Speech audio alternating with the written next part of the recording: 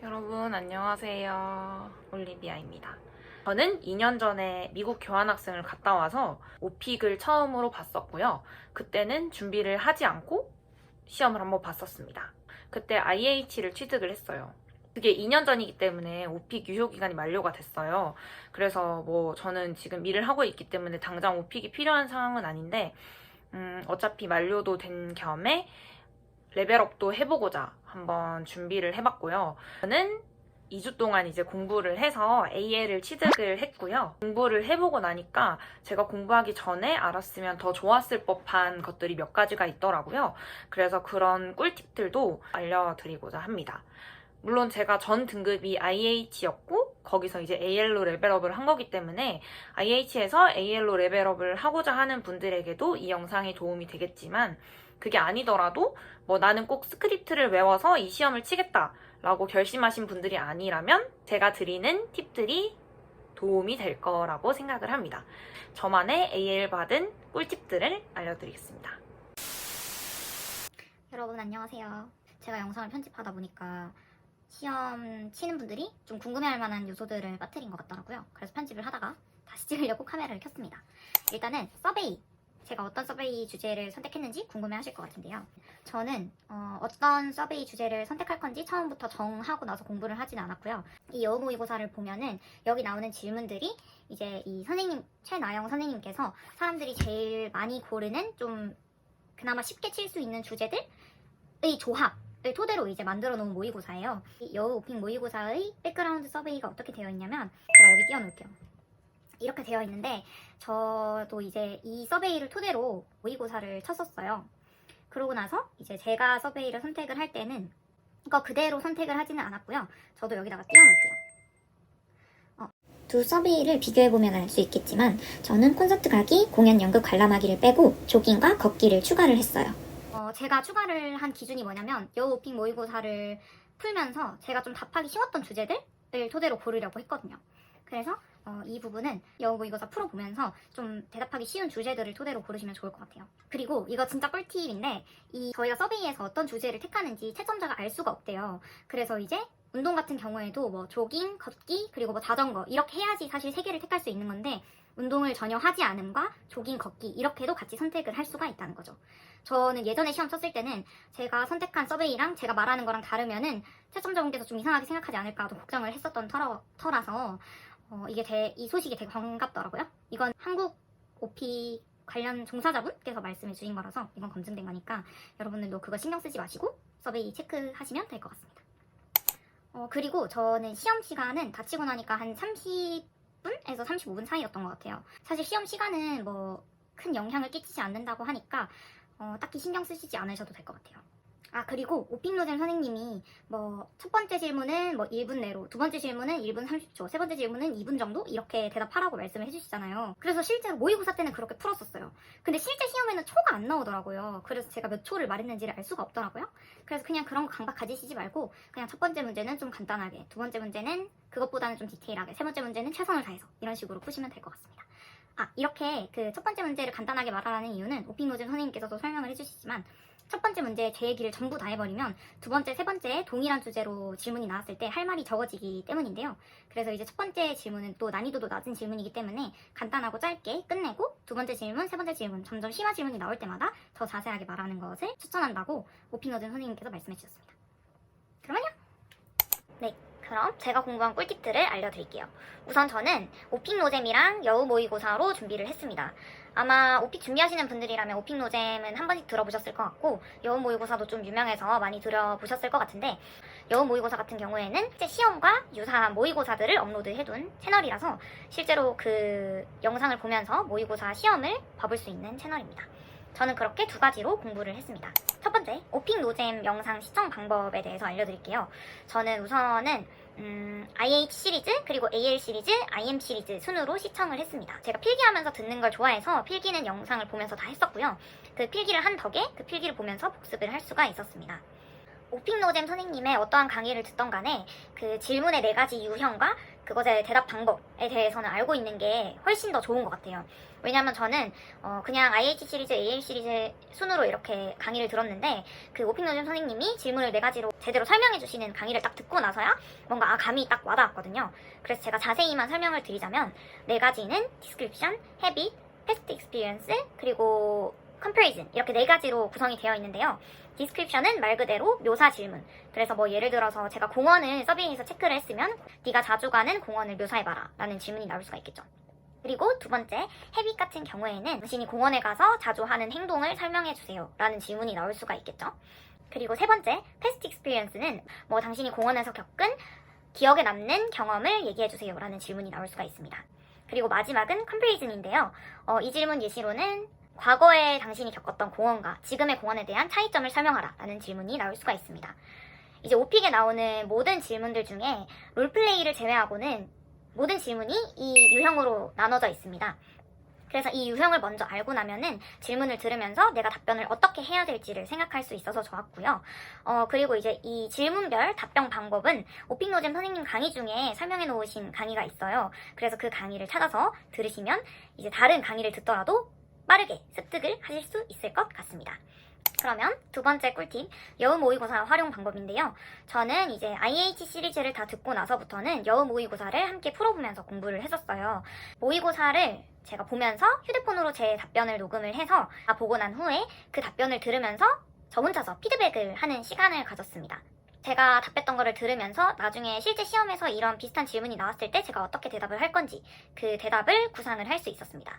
당연히 완벽한 문법을 지키거나 뭐 딱 맞는 스크립트를 적는 건 절대 아니었고요. 어떤 내용으로 대답을 할지 그 내용을 구상하는 단계였다고 생각해 주시면 될 것 같아요.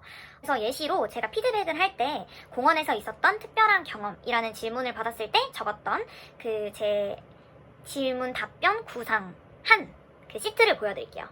이 옆쪽에 제가 띄워놓을게요. 그래서 보시면은 저는 내 친구가 내 옷에 배달 음식을 모두 쏟은 적이 있다 라는 메인 포인트를 가져갔고요. 감정은 terrible, 짜증난다, 화난다, 끔찍했다 라는 감정으로 가져갔습니다. 그래서 여기 쭉 보시면은 그렇게 길지가 않아요. 그냥 이 패스트 익스피리언스를 제가 어떤 과정으로 설명을 할 거고 거기서 중요한 메인 단어들로만 정리를 해놨고요. 그리고 심지어 이 답변은 좀 자세하게 적은 편이에요. 왜냐면 이 질문 자체가 패스트 익스피리언스 질문이기 때문에 패스트 익스피리언스 질문은 좀 중요한 고난이도 질문이라고 하거든요. 그래서 제가 다른 예시를 보여드릴게요. 이 예시는 제가 제일 좋아하는 공원에 대해서 묘사하라 라는 디스크립션 질문에 대한 제 시트인데요. 여기 보시면은 메인 포인트는 한강공원, 좋아하는 이유는 바이브가 어메이징해서.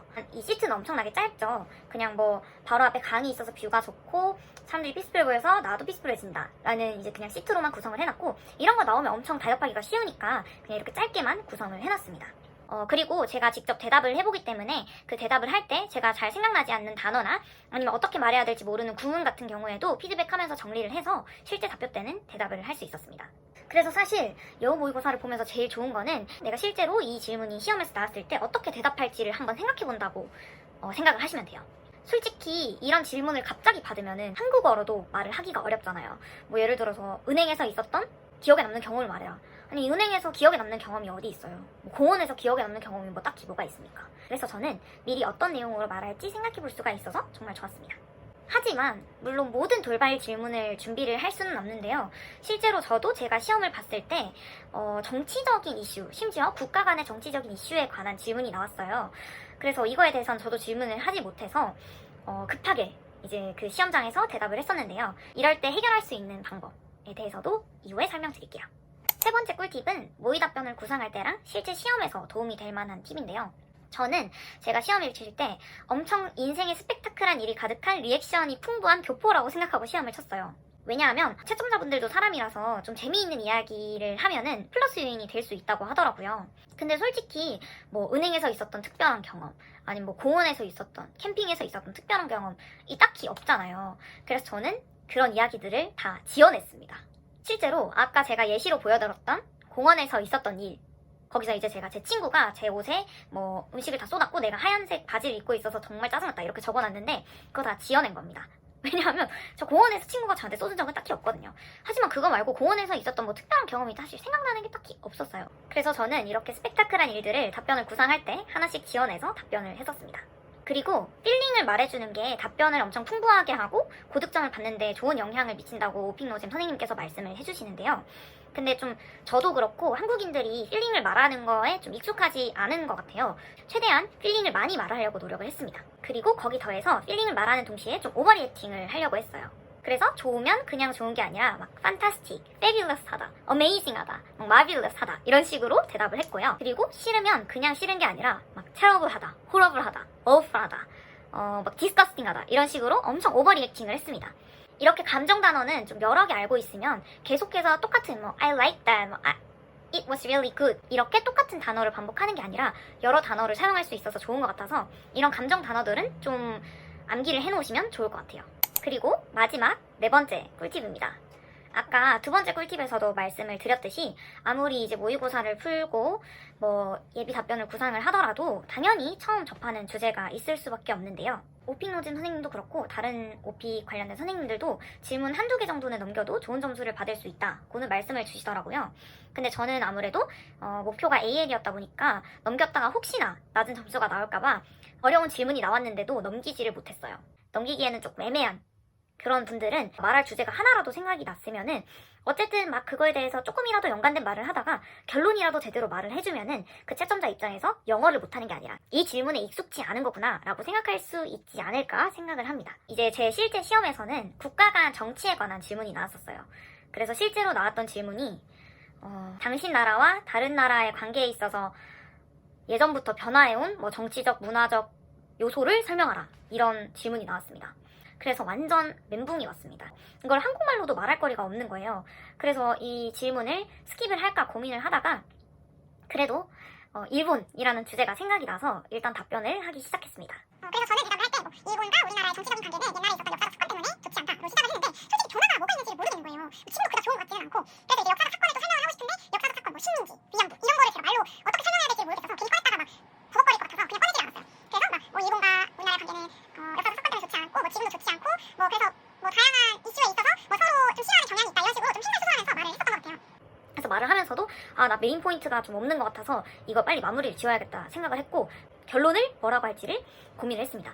그래서 이제 결론만 제대로 말해야겠다고 생각을 해서 그 오픽노잼 선생님이 말씀해주신 What am I trying to say anyway? 이 필러를 쓰고 나서 역사적인 사건부터 시작을 해서 지금까지 안 좋아왔지만 이걸 해결하는 거는 현재 우리 젊은 세대의 과제이다. 이렇게 하고 딱 질문의 끝을 냈어요.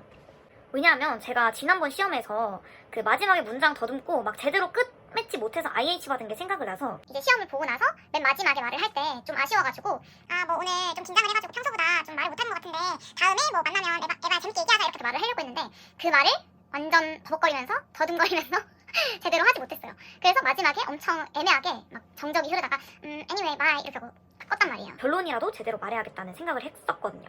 근데 15번 문제에서도 갑자기 똑같이 또 국제관계 문제가 나온 거예요.